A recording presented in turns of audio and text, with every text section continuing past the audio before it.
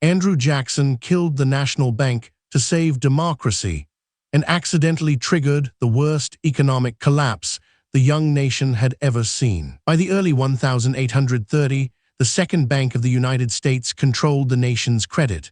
President Jackson saw it as a monopoly, a tool of the wealthy, a threat to ordinary Americans. He made a choice: veto its charter, withdraw federal funds, starve it of power. His supporters cheered. What followed was chaos nobody anticipated. Without the bank's restraint, state banks erupted into a lending frenzy. Land was cheap, credit was loose, and speculation became intoxicating. Settlers poured westward. Speculators bought vast tracts, not to farm, but to flip for profit. Prices soared. Everyone believed land would climb forever. Few asked, what happens when reality catches up? In 1836, Jackson issued the Specie circular, a decree requiring Western land sales to be paid in gold or silver, not paper notes. Suddenly, speculators couldn't access easy credit anymore. Demand evaporated overnight. Land prices collapsed. Panic rippled through the financial system. By 1837, the bubble had burst spectacularly. Banks failed across the country.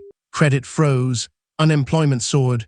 Wages plummeted. Families lost farms they couldn't pay for. The Depression lasted years. Some historians mark it as lasting until the mid-1840s. Breadlines formed in cities.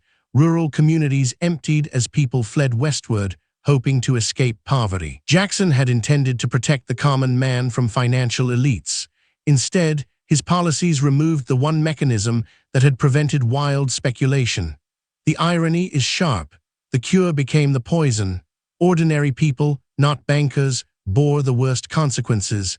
The wealthy simply waited out the storm. What the Panic of 1837 revealed was a hard lesson about how economies actually work. Remove one regulator, and others don't fill the void, they exploit it.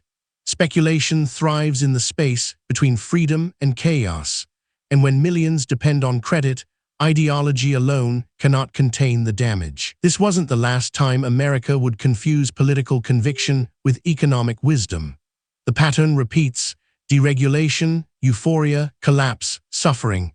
Understanding 1837 isn't about nostalgia, it's about recognizing the script we keep rewriting. The Panic of 1837 reshaped American finance and politics for generations. It taught no permanent lessons, but it's a masterclass in unintended consequences. Subscribe for more forgotten financial manias that shape the world we inhabit today. This video is for educational and informational purposes only and is not financial advice. Always do your own research. Subscribe for more forgotten financial manias that shape the world we inhabit today. This video is for educational and informational purposes only and is not financial advice. Always do your own research.